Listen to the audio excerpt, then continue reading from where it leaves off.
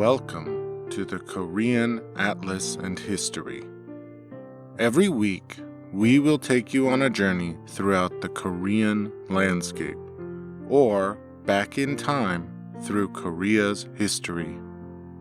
Our topics include mountains, rivers, provinces, cities, holidays, people, and more.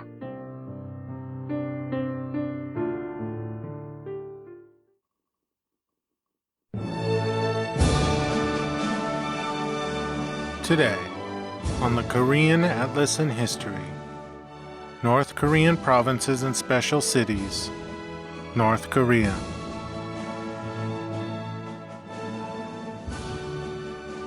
North Korea, officially known as the Democratic People's Republic of Korea, was founded as an independent country on September 9th, 1948.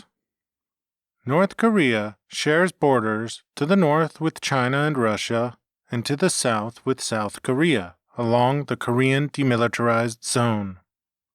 Both North Korea and South Korea became members of the United Nations in 1991. Both North and South Korea claim to be the legitimate government of the entire peninsula and adjacent islands. Until the Second World War, the two Koreas lived together as a unified state. In 1910, the Japanese invaded the peninsula and suppressed the Korean people.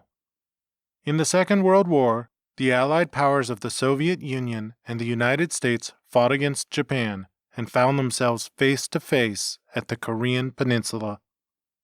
The northern zone was occupied by the Soviet Union, and the southern zone was occupied by the United States. By 1942, two separate governments were formed: the Socialist Democratic People's Republic of Korea in the north, and the Capitalist Republic of Korea in the south. The Soviets in the north, headed by General Terentij Shtaikov, recommended Kim Il-sung, a known anti-Japanese freedom fighter, as premier of the DPRK.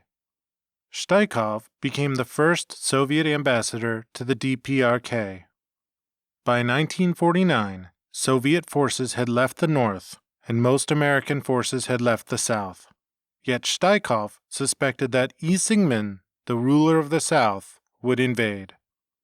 For this reason, Shtaikov and Kim convinced Joseph Stalin to support a quick war against the south in order to control the entire peninsula.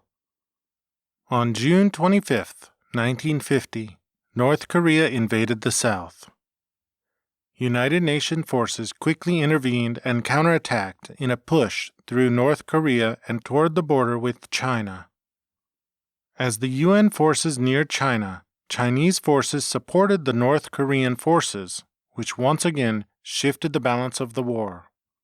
On July 27, 1953, an armistice was signed that returned the boundaries to nearly what they were at the start of the conflict. Because of the war, nearly 1 million people were killed, and nearly all the buildings in North Korea were destroyed. Since the armistice, North and South Korea have had relative peace, but several incidents have shaken the peace, including the Panmunjom axe murder incident, in which North Korean soldiers killed 2 U.S. Army officers. After this, though, relative peace has been kept on the peninsula up to the recording date of this podcast. In 1956, during the August Faction incident, groups of Soviet Koreans and the pro-Chinese Yan'an faction tried to remove Kim Il-sung from power. The attempt failed, however, and the participants were arrested and executed.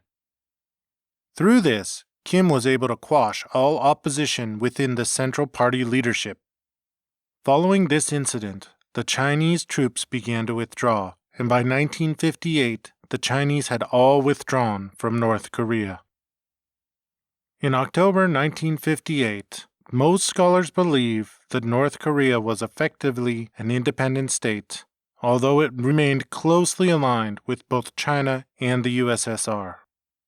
To distinguish itself from both, however, North Korea adopted the Juche ideology.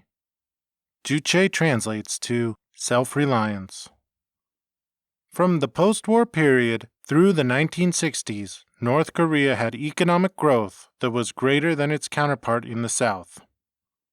By 1957, the North's industrial production was equal to what it was before the war in 1949.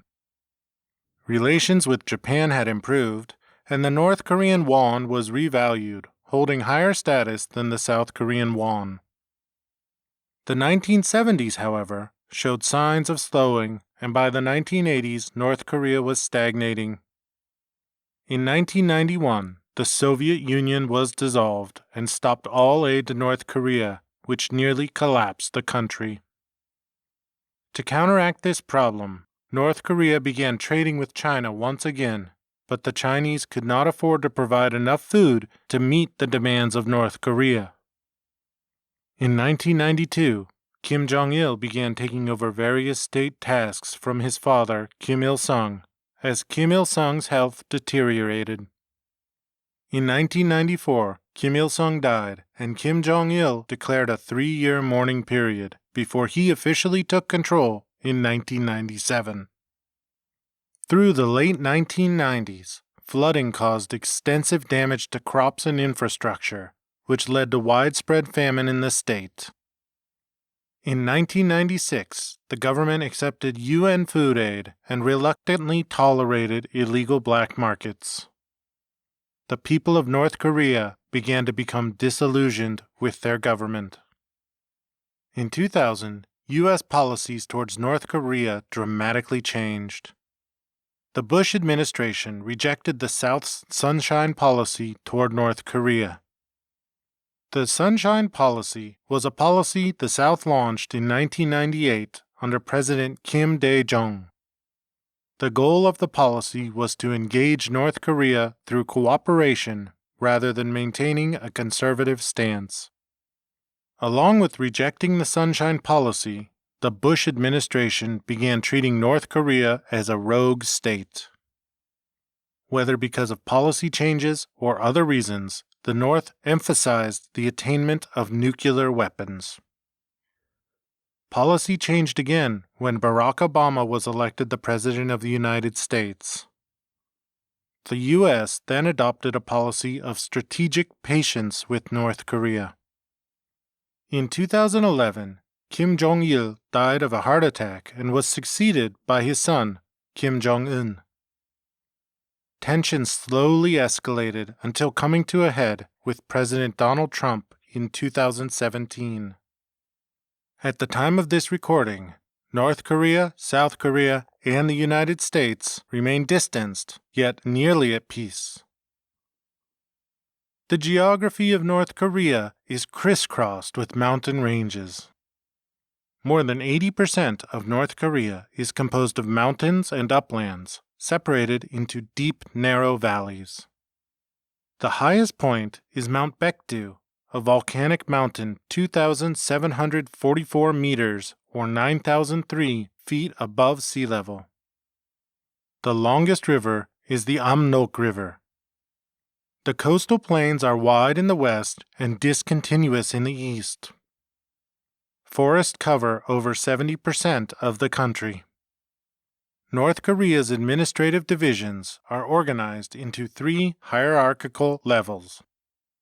At the highest level are 9 provinces, the capital, 2 special cities, a special level city, and 2 special administrative regions. The 9 provinces include Hamgyeongbuk-do, Hamgyeongnam-do, Jagang-do, Ryanggang-do, Pyeongan-buk-do, Pyeongan-nam-do, Gangwon-do, Hwanghae-buk-do, and Hwanghae-nam-do. The capital city, Pyongyang, is directly administered by the government. The cities of Nampo and Lasan are considered to be special cities and have been separated from their former provinces to become first-level units. The city of Kaesong is a special-level city. Sinriju and Gumgangsan are 2 special administrative regions. These 3 regions, Kaesong, Sinriju, and Gumgangsan, were created in 2002 for the development of collaborative ventures with South Korea and other countries.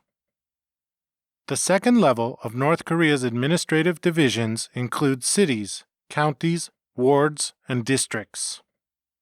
These areas are further subdivided into a third level, which includes towns, neighborhoods, villages, and workers' districts.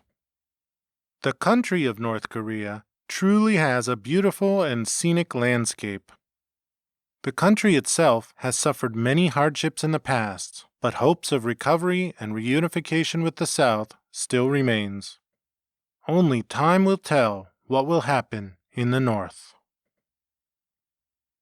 Thank you for listening to this episode of the Korean Atlas and History. Most of today's information was taken from the Namu Wiki and Wikipedia.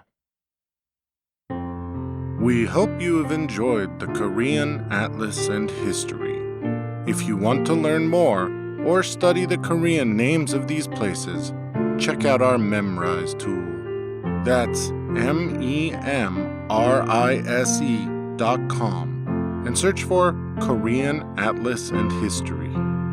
If you wish to download all the episodes of this podcast, want more information, or want transcripts of this podcast, visit us at www.koreanatlasandhistory.com. If you wish to send us an email, you can email us at koreanatlasandhistory@gmail.com.